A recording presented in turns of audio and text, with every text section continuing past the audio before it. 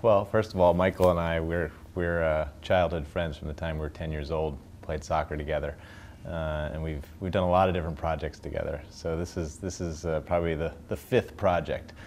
So we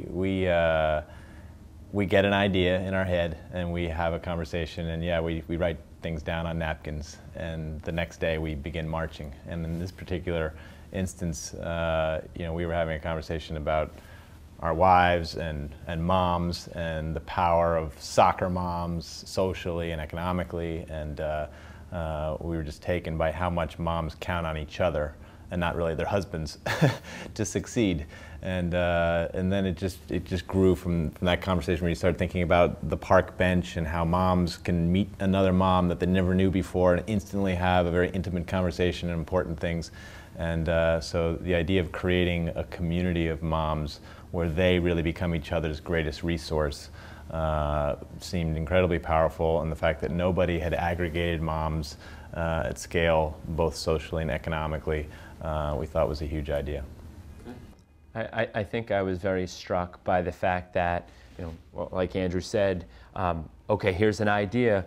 Moms in real life are connecting all the time, but on the web, there was no place for moms to really connect with moms like them. There's content, there's information, there's a whole bunch of things, but it wasn't there. So as we think about, because we like ideas and then how you do it, it's can we get passionate about it, but is it unique? Because it's one thing to have an idea, but it has to be really unique. And as we looked at it, there really wasn't anything out there where a mom raising twins could go find thousands of other moms raising twins to connect with, or raising an autistic child, or balancing home and work. So the idea seemed right, but you know, step two is, okay, is this something really unique, and can we get passionate about it? And then you just start doing. But being passionate about the idea and it being truly unique for in our case, the moms, so were really the critical two questions.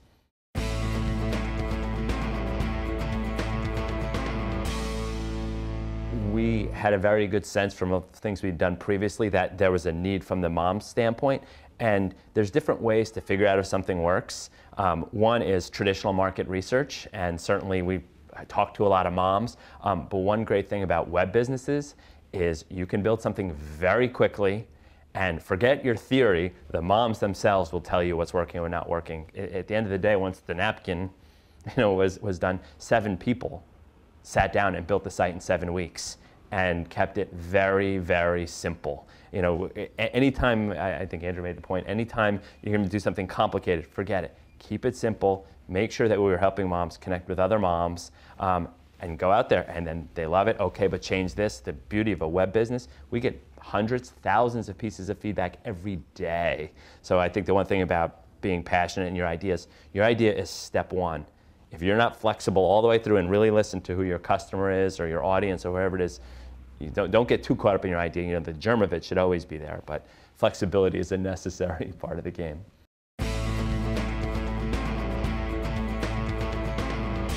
It's a place where all moms from across America, and now some places in the world, come together to share their information, their joys and sorrows, their experiences, and to be able to find each other at the right time with the right piece of information. So it just becomes the ultimate mom-to-mom resource for information, emotional support, and fun. And those are the things that moms look to the web for, but in the end, they trust other moms more than anybody else. So it is kind of the ultimate web resource for all moms of all backgrounds. The striking thing about the site is there's no one typical mom. There are 70,000 plus groups. You have every extreme, and so I think some of the things that define the site, as Andrew said, one is the connections. Moms come to connect with moms like them, whether for that short piece of advice or for a lifelong friendship, but it's also this diversity of every type of mom and every type of information. And the cool thing about CafeMom is every piece of value on the site comes from another mom. It's for moms and it's by moms, and they're really creating all the value for each other.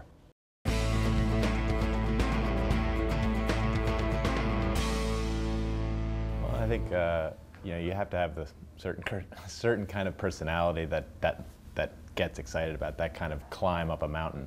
And as I said, once you believe there's a real need that you're going to fill, and there's a real market that's scalable, then you get really excited, and then you say, okay, what is that first crucial step? And getting it down on paper and being able to articulate it so you can get somebody excited. I mean, it's a sales process, and then you got to figure out where's the money going to come from. And luckily now you can start web businesses without a ton of money because of the open source software that's out there. So getting something on paper and then figuring out what's your financial resource that's going to get you started. Sometimes it's you're just in a garage or whatever, but I think getting other people then to validate it then makes you feel like we got it. Like you have to get that validation from somebody else that you really trust, whether it's a financial person or an advisor or a mentor, and then you say, okay, now let's just get moving.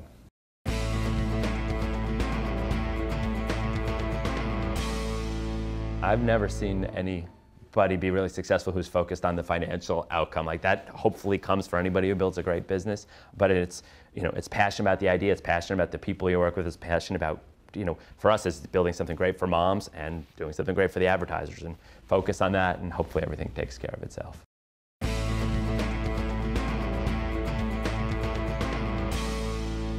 It's a little bit of a different world now where you have to have revenues instead of just a whole bunch of page views and figure out the revenues later. So I think we, right off the bat, we're concerned about how we're going to build this as a business and not just build up a bunch of page views and users.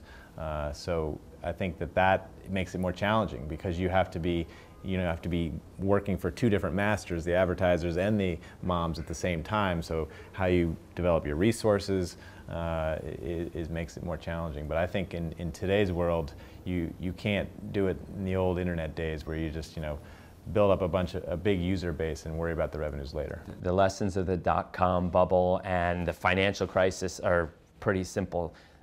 You have to build a real business, and as Andrew said, that includes delivering something great for the consumer and having a real business model and being profitable. There's nothing new. You have to do all the basics, and you have to stick to them, particularly if times are tough.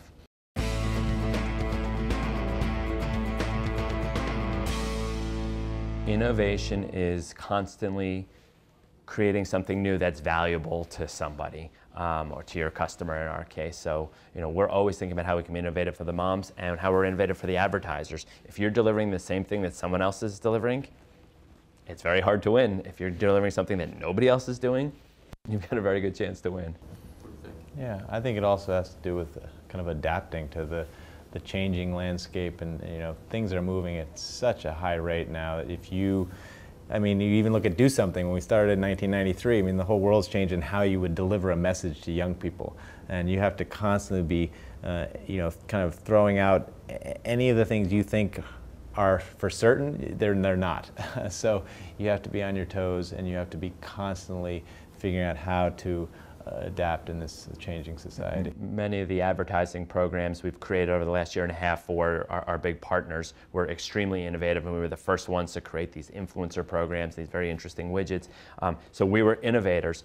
Already all the competitors have copied us, and we're very here. It's like we need to be faster and more innovative than everybody else, because as soon as you do something good, you will be copied. So you don't innovate once and say high five. It's what's next, and that pace only accelerates.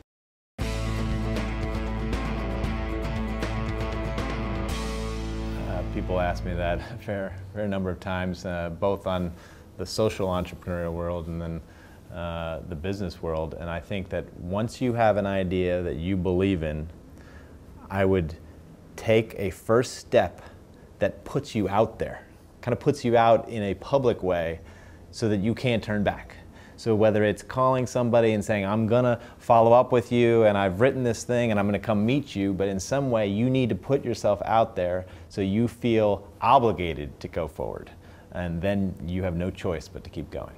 I would say step one is think hard about your idea and make sure it really is a good idea that is going to meet some need. But as soon as you, and you don't know for sure, but as soon as you think about it and as soon as you decide you're passionate, do whatever it takes to figure out if you're right. Because a lot of times it isn't that much work to get enough feedback to go to the next level. And probably one of the greatest things an entrepreneur is to be naive. Because if you really knew everything it took, like, forget it. So it's like, take the first step, get a little validation, and then you keep going and you keep going. So it is one foot in front of the, think carefully, think hard, but once you're excited, start marching.